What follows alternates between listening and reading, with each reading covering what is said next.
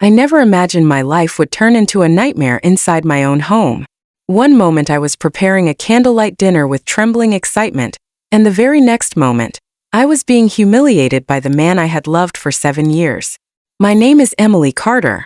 I'm 32 years old, a kindergarten teacher, and until last month, I believed I had the most loving husband on earth. I spent the whole day planning a surprise for him.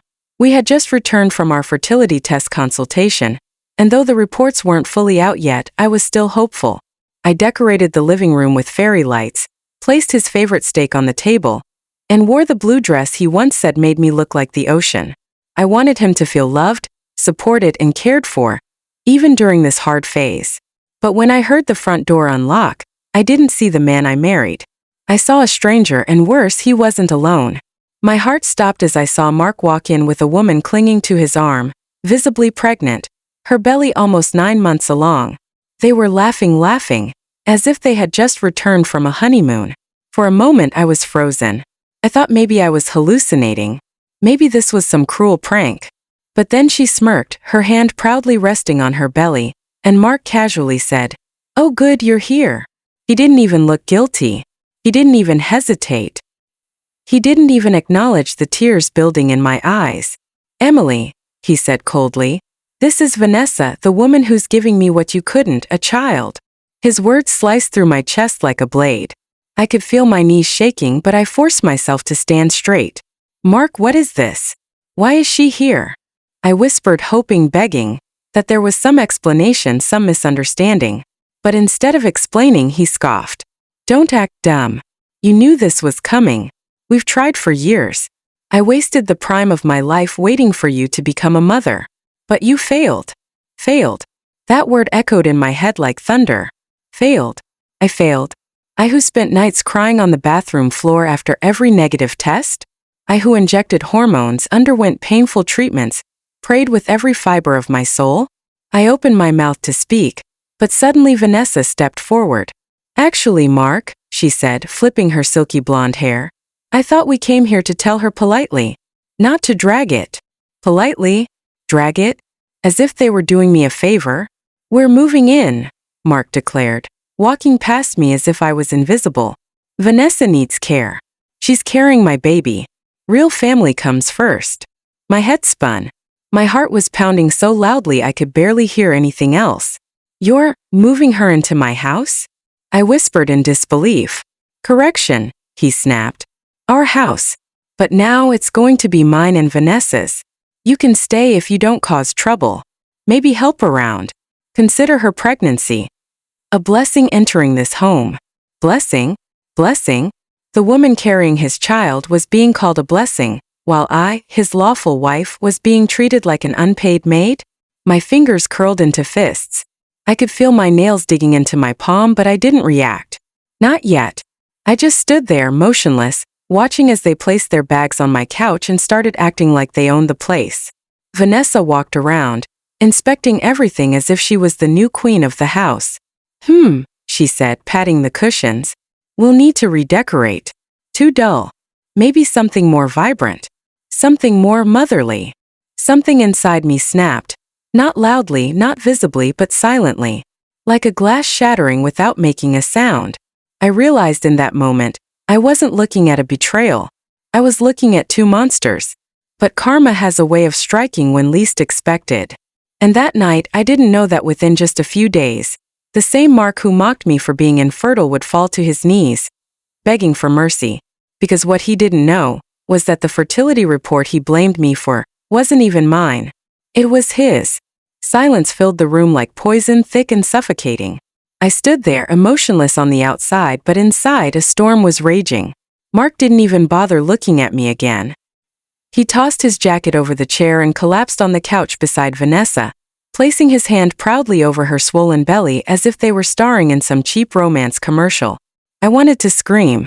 I wanted to throw every dish in the kitchen. I wanted to ask why wasn't I enough?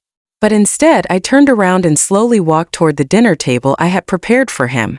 The steak I had cooked with love now looked like a foolish reminder of my blind devotion. I picked up the plates one by one and carried them to the kitchen sink. "Leave it," Mark said lazily from behind me. You can clean later. We're hungry. Make Vanessa something first. She shouldn't be waiting. My hands froze. Make Vanessa something? In my own home? For the woman who just walked in with my husband like they were a royal couple? I didn't turn around. I didn't speak. I simply continued washing the plates. And that's when Vanessa laughed softly. She's so quiet, she said. Almost like a servant. A servant. That word burned deep inside me. My grip tightened on the plate I was holding, and for a second I imagined smashing it across her smug face. But I didn't. I reminded myself of one thing my grandmother once told me. When someone wants to see you break, don't break. Stay silent. Stay calm. And let them think you're weak. That's how you win later. So I washed the dishes. I made tea. I listened to them talk loudly about baby names and nursery colors as if I wasn't even there. But inside, I started calculating. That night I didn't sleep in my bedroom. They occupied it. Yes, my husband took his mistress into our bed. I heard them laughing behind the closed door. And I buried my face in my pillow in the guest room to muffle the sound of my own sobs. But even while crying, I made a promise to myself. I wouldn't stay broken. I wouldn't let this be the end of my story. The next morning, Mark came downstairs wearing a robe I had gifted him last Christmas. Emily, he said casually, there's something we need to tell you. I looked at him without any expression. Vanessa waddled in behind him, holding her belly dramatically. We've decided, Mark continued, that once the baby is born, I'll be filing for divorce. You'll get some settlement. Enough to live. But Vanessa and I will be starting fresh. He said it like he was discussing whether. I wanted to laugh. Settlement? Money? Was that supposed to compensate for the betrayal? For the humiliation? I stared at him and for the first time I felt nothing. No love. No pain. Just emptiness. Okay, I said quietly. He blinked. Okay, he repeated surprised. I nodded. Okay. He frowned as if he expected me to scream or beg, but I didn't. I just walked past him and grabbed my purse. I have somewhere to go, I said. I'll be back. I could feel his confusion behind me. I didn't care. I drove straight to the fertility clinic where we had gone for tests last week. I asked to see Dr. Lawson, the specialist handling our case. When she saw my pale face and red eyes, she immediately grew concerned. Emily, are you okay? She asked. I sat across from her, hands clasped tightly. Doctor, I need the report. She hesitated. Technically, both of you should be present. Please, I whispered. It's my life. I need to know. She looked at me for a long moment, then sighed and opened the file. Emily, she said softly, you're perfectly healthy. My body went numb. What? Your fertility levels are within normal range. There's no issue on your side. I stared at her.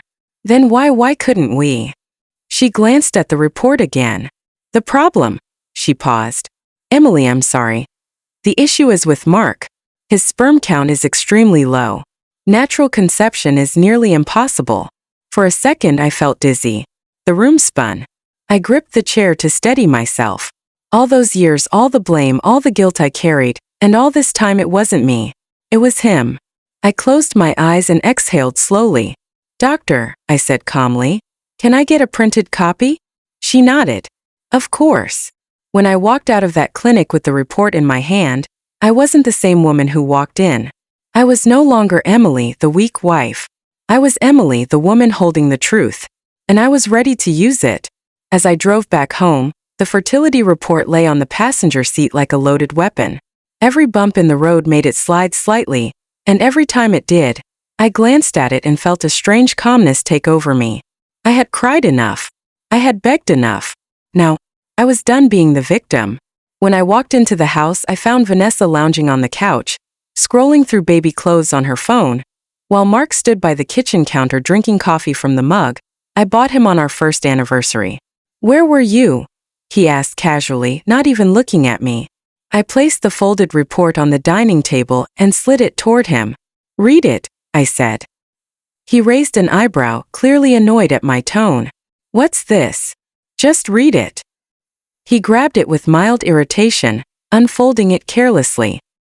His eyes scanned the first few lines, and instantly his face drained of color. His mouth went dry. He blinked. Once. Twice. As if hoping the report would magically change. Vanessa looked confused. "What is it?" she asked, trying to peek over his shoulder, but Mark didn't speak. His hands trembled. His eyes lifted slowly to meet mine. And for the first time since this nightmare began, I saw fear in them.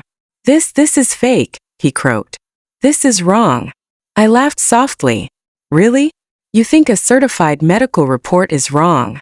He swallowed hard, unable to argue. Vanessa snatched the paper and read it aloud, her voice weakening with each word. "Male factor infertility. Extremely low sperm count. Near zero motility." She looked up, stunned. "Mark, this says you're—" "Shut up," he snapped, snatching the paper back. But it was too late. The truth was out. I stepped closer, my voice steady and cold. "All those years you blamed me. You made me feel like I was broken. You humiliated me. While it was you." He clenched his jaw and tried to step forward aggressively, but I didn't flinch. "Where did you get this?" he asked, his voice forced. "From the doctor," I replied. "And guess what? There's more." I pulled out my phone and hit record. "Mark," I said calmly, "tell me, if you're infertile, how is Vanessa pregnant?" Vanessa's eyes widened. "Wait, what are you implying?" I tilted my head slightly. "Simple question. If Mark cannot father a child, whose baby are you carrying?" For a moment the room went dead silent. Vanessa froze. Mark's nostrils flared. His fists clenched. "Turn that off," he growled. I took a step back, holding the phone higher. "No. In fact, I should show this to your parents. Or maybe post it online. Man cheats on wife with pregnant mistress. Turns out baby isn't even his. That would make quite a headline." Vanessa suddenly stood up, panic flooding her face. "Emily, listen, it's not like that. I love him." "You love his money." I cut her off sharply. She flinched. "You thought you'd secure your future with a rich man. But seems like you picked one with defective equipment." Mark slammed his fist on the table. "Enough. Both of you stop." But for the first time, neither of us listened. I looked directly at him. "You wanted to kick me out? You threatened to divorce me." I took a slow step forward. "Now I'll decide what happens." He stared at me, speechless. Vanessa's breathing turned frantic. She began pacing like a trapped animal. "Mark, please say something." But Mark was frozen. No words. No defense. No arrogance left. I could almost hear the gears turning in his head. How many lies had he told? How many people did he convince? How long had he believed his own delusion? I calmly placed my phone on the table and leaned in slightly. "I'll give you a choice," I said quietly. "Either both of you pack your bags and leave this house today or I expose you." His voice cracked. "Emily, please. We can talk privately." "No," I said sharply. "There are no private conversations left between us. You ended that when you walked in with her." He looked like a man losing his grip on reality. Vanessa grabbed his arm desperately. "Let's go, Mark. She's crazy." But he couldn't move. He just stood there, staring at the report in his hand like it was a death sentence. Finally, I spoke one last time. "You have 10 minutes. I turned around and walked upstairs, not to cry, not to hide, but to pack their bags. One by one, I threw his expensive suits and her floral dresses into suitcases. I zipped them forcefully and dragged them to the door. When I came down, they were still standing there like statues. "Out," I said, my voice firm. Before I changed my mind and press upload. Vanessa couldn't take it anymore. She bolted out first. Mark followed slowly, trembling, broken, stripped of every ounce of pride. As they stood outside, I tossed the luggage onto the porch and shut the door in their faces. I didn't wait to hear what they said. I didn't want to. I walked back inside, leaned against the door. And for the first time since this began, I smiled. The silence inside the house after slamming the door felt different this time. It wasn't cold or empty, it was peaceful. It was mine. For years I had tiptoed around Mark, walking on eggshells, trying to be the perfect wife. Now every echo of my footsteps reminded me that I was finally free. But my calm didn't last long. Not because I was sad, but because I wasn't done. My eyes fell on the fertility report sitting on the dining table. I picked it up slowly, folded it neatly, and placed it in my purse like it was a medal I had earned after a long, brutal war.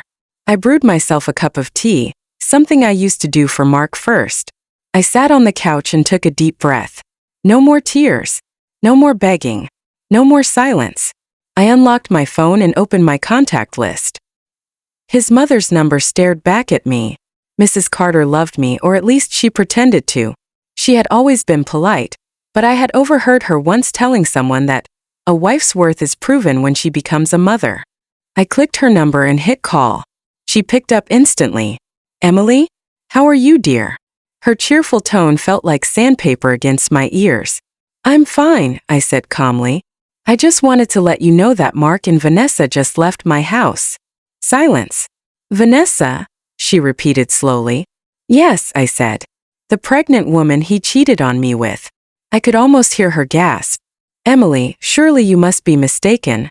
I was, I said. For years. I was mistaken to think I was the problem.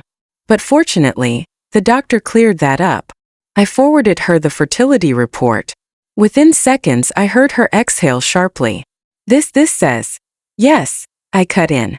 Your son is infertile. She didn't respond. I could feel her entire world tipping. Which means, I continued, the baby he was so proud of isn't even his. A long pause. Then in a broken whisper she said, Where is he now? Outside, I replied. Probably sitting in his car, trying to figure out his next lie. She didn't speak for a while. When she finally did, her voice was cold. Thank you for telling me.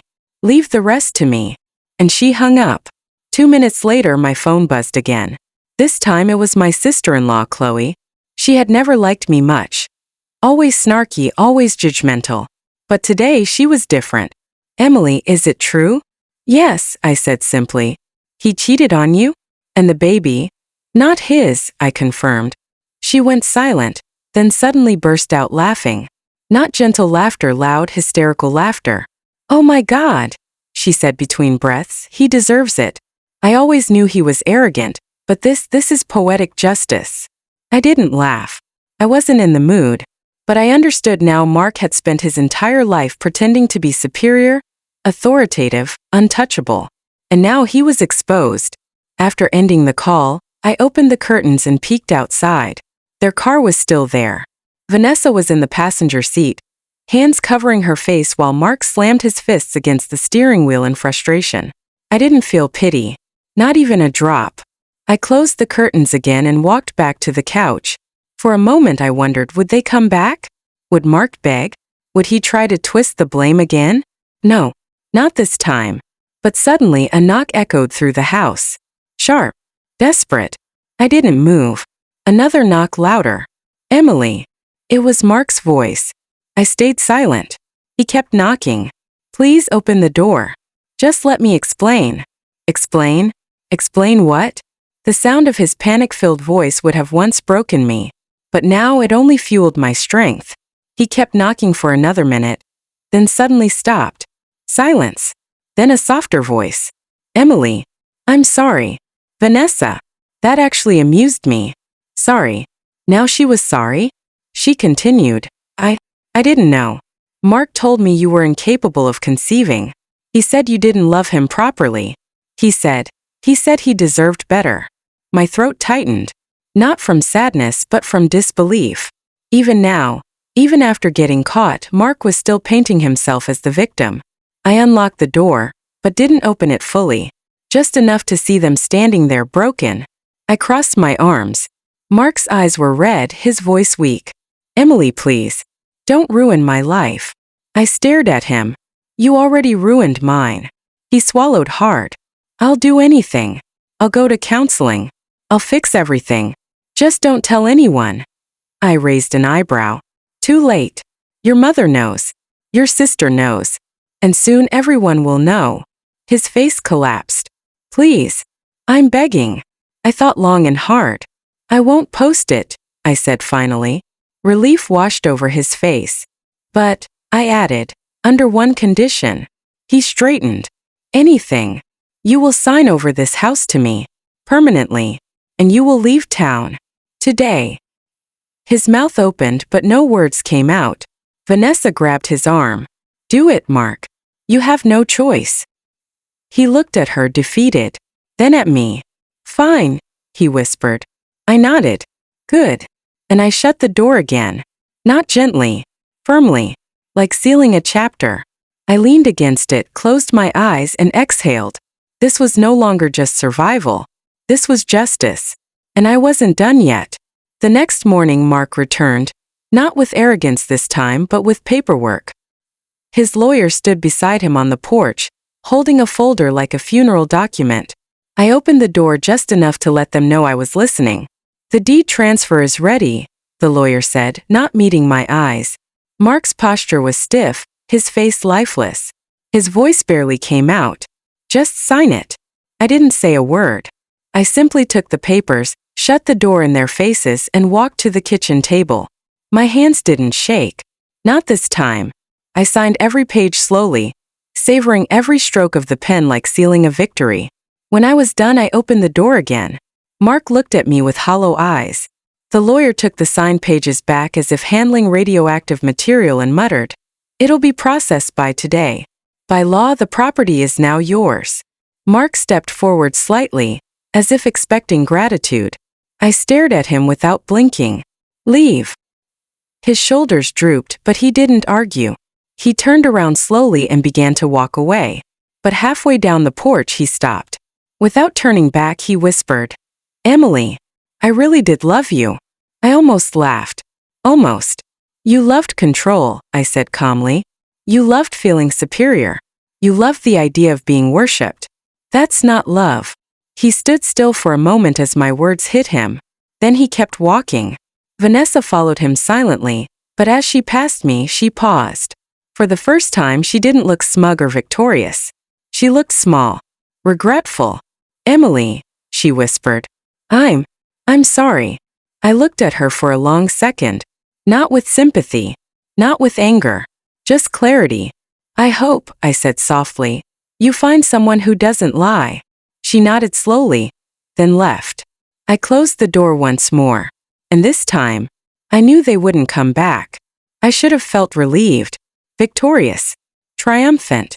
But as I walked through the house, I realized something strange. It felt too quiet, too empty. Yes, I had won. Yes, I had taken back my dignity. But what now? What happens after revenge? I went to their bedroom until yesterday and tore off the sheets. I opened the windows wide to let the stale air escape. I spent hours scrubbing, rearranging, cleansing every corner of the house as if I was washing away their presence. When I finally sat on the living room floor, exhausted but peaceful, I allowed myself to breathe properly for the first time in years. It was done. Truly done. Days passed. His mother called once, only once, to confirm that the property transfer had been finalized. Then she said in a surprisingly gentle tone, "I don't justify what he did, but I thank you for not destroying him publicly." I didn't respond. I didn't need her approval. After that, nobody from his family bothered me again. Good. I wasn't interested in being anyone's talking point. One afternoon, I stepped out to get groceries. I stood in the produce aisle, trying to remember what lemons felt like before all this chaos entered my life, when someone tapped my shoulder gently. "Excuse me, are you okay?" I turned around. A man stood there, maybe mid-30s, messy dark hair, kind hazel eyes. He held out a lemon I had dropped without noticing. I blinked, suddenly embarrassed.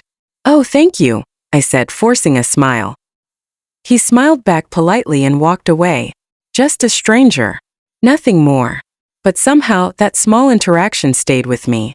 The next week I saw him again, this time at the neighborhood cafe. He was sitting alone at a corner table, typing on his laptop. I ordered my latte and sat on the opposite side of the room. But after a few minutes he looked up, recognized me and smiled. A real smile. Not flirtatious. Not intrusive. Just warm. Without thinking too much, I walked over. "Lemon guy," I joked softly. He laughed. "Guilty. Mind if I sit?" I asked. He gestured to the chair. "Please." We talked. Not about heavy things. Not about heartbreak or betrayal. Just life. His name was Daniel. He was a freelance architect who had moved into town recently after leaving a corporate job. He loved tea more than coffee, hated crowded places, and spent weekends sketching buildings in his notebook. He didn't ask me about my past. He didn't pry.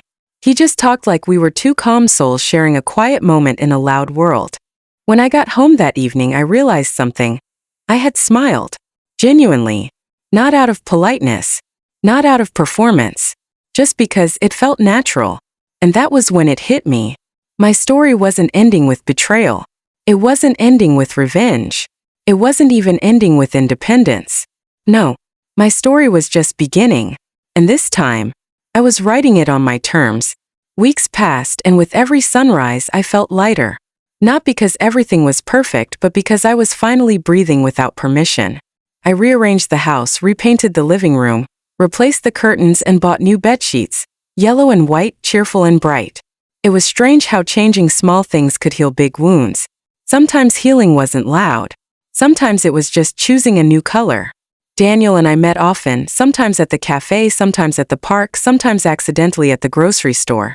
But even when we didn't plan to meet, I found myself hoping I would run into him. He had a way of speaking that made silence feel comfortable. He wasn't trying to impress me. He wasn't trying to fix me. He was just there, steady and calm. One evening, while we sat on a park bench watching kids play, he glanced at me and said softly, "You have a peaceful kind of sadness about you." I turned to him, surprised.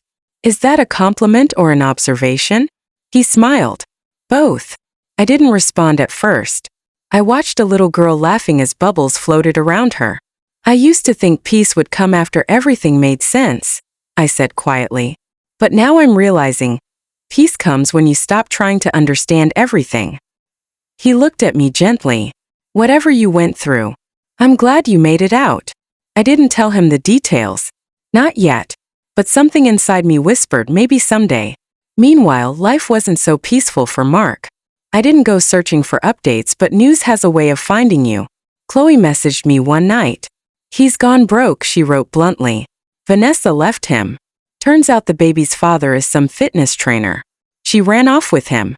I stared at the screen for a while. Not smiling. Not gloating. Just processing. Karma wasn't always poetic.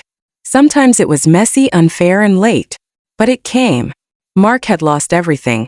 His ego, his family, his illusion of superiority. And for once I didn't feel sorry.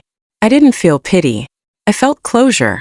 But closure didn't mean life suddenly became easy. Healing wasn't a straight line. Some nights I still lay awake wondering how stupidity could look so much like love. Some days a song or smell would drag me back to memories I wanted to forget. One afternoon, while sorting old drawers, I found a love letter Mark had written to me years ago. I read it and felt nothing. No sadness. No longing. Just silence. And that silence wasn't empty, it was peaceful. I tore the letter into small pieces and let them fall like confetti into the trash can. Goodbye to that version of me. One rainy evening, as thunder rolled softly in the distance, there was a knock at my door. Not harsh. Not desperate. Gentle. I wasn't expecting anyone, but when I opened the door I saw Daniel standing there, drenched from head to toe. "You're soaked," I exclaimed, pulling him inside instantly. "I know." He laughed breathlessly, water dripping from his hair. My car broke down a few blocks away. I was heading home from a site visit, and I didn't want to call a tow truck without letting you know I was in the neighborhood. I grabbed a towel and handed it to him. "You could have called." "I didn't want to intrude," he said, drying his hair. I looked at him, the rain-soaked clothes, the tired eyes, the honest smile. He wasn't pretending to be strong. He wasn't afraid to look vulnerable. Without thinking, I asked, "Would you like to stay for dinner?" He paused. "Only if you're sure." I nodded. "I'm sure." We cooked together, not fancy food, just pasta and garlic bread. But it was the first time I cooked with someone without feeling like I was being judged. He didn't correct me. He didn't tell me a better way to do things. He just helped. After dinner, we sat in the living room with tea, listening to the rain tapping against the windows. There was a soft silence between us. Not awkward, not forced. Just peaceful. After a long pause, Daniel turned to me. "Can I ask you something?" I nodded. "Have you ever been truly loved?"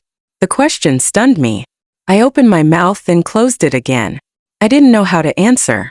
After a moment I whispered, I thought I was. But now I know. I was just convenient.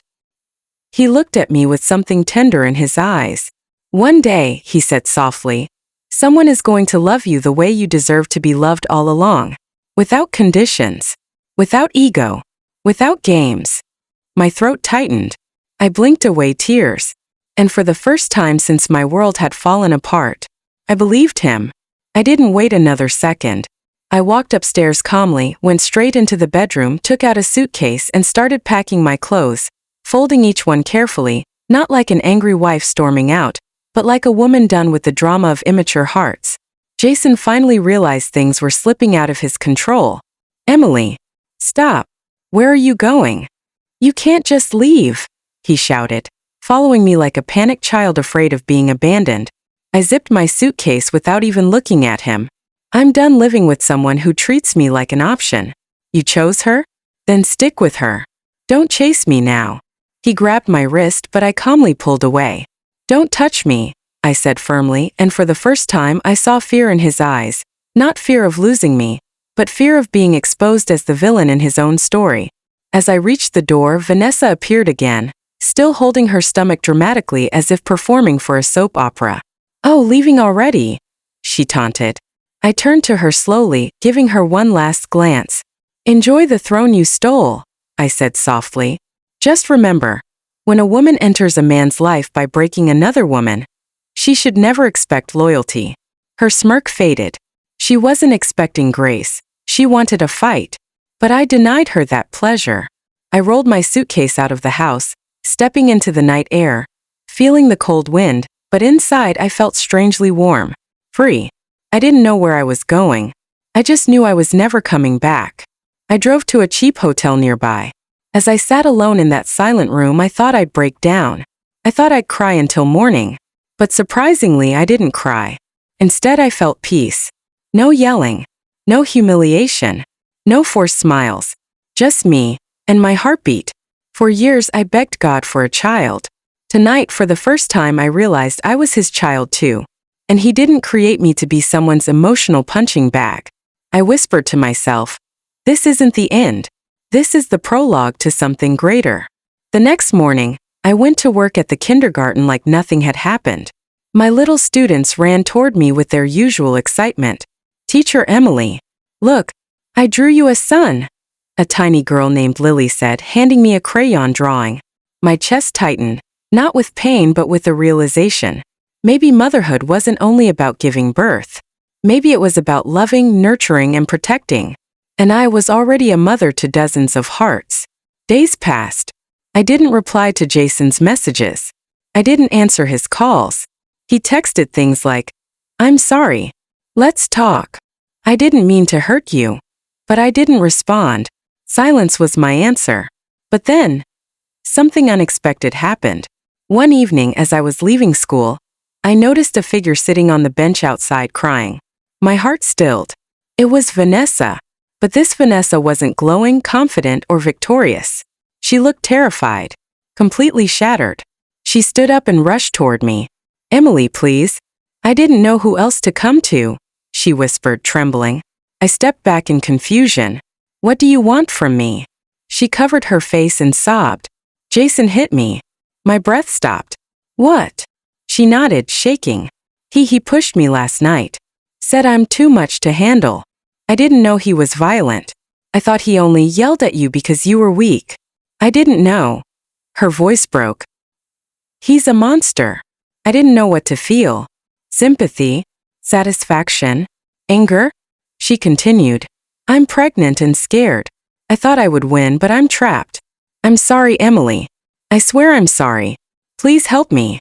For a moment I just stared at her. Life was poetic, wasn't it?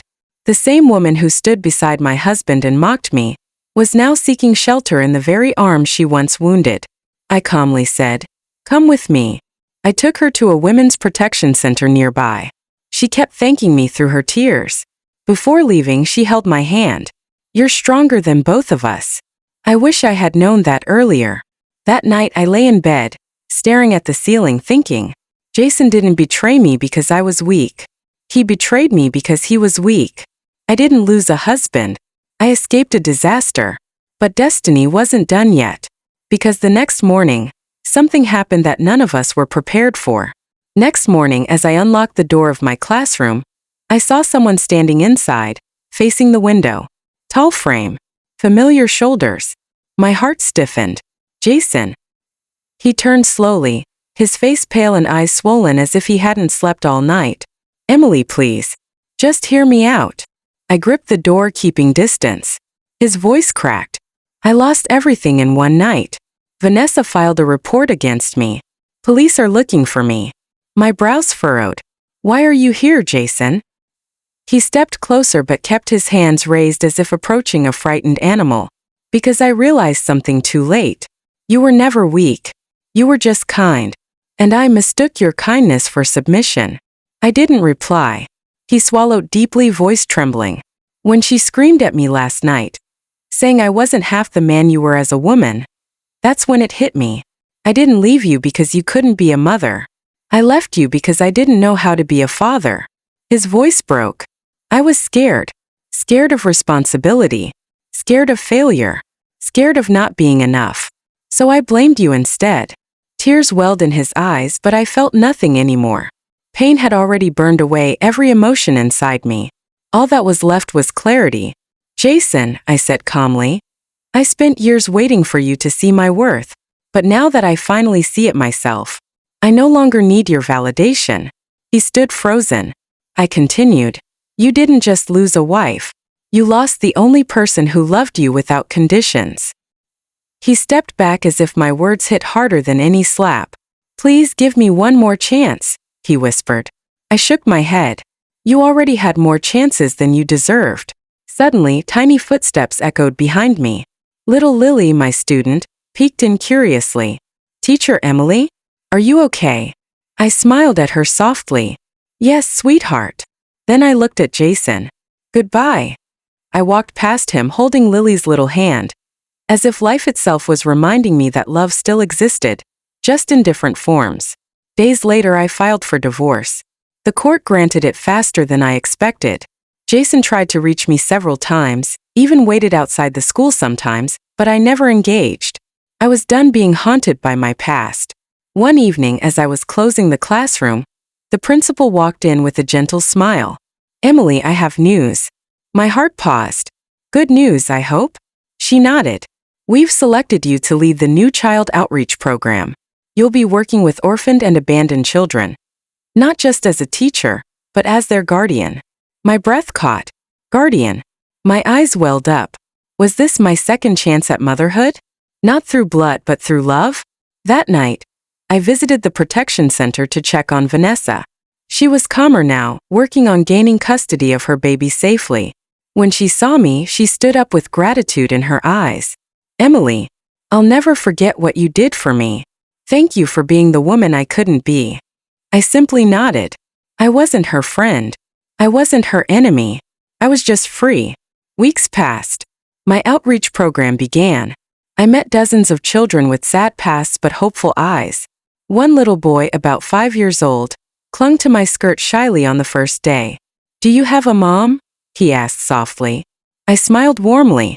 I think I'm becoming one. And in that moment I realized life had written my destiny differently than I expected. I wasn't barren. I was chosen. Chosen not to give birth to one child but to give love to many. And as for Jason, he watched from afar, as the woman he once humiliated became untouchable. So tell me, did you enjoy my story? And from which city in the world are you listening right now? Make sure to drop your name and city in the comments. I would truly love to read them. If this story touched your heart, then even a simple thanks from you would mean more to me than words can explain. Your love and support are what give me the strength to keep sharing more stories with you. And I'll be eagerly waiting for your feedback. Please don't forget to like the video and subscribe to the channel. Your one like and subscribe means so much to me. See you again in the next life story.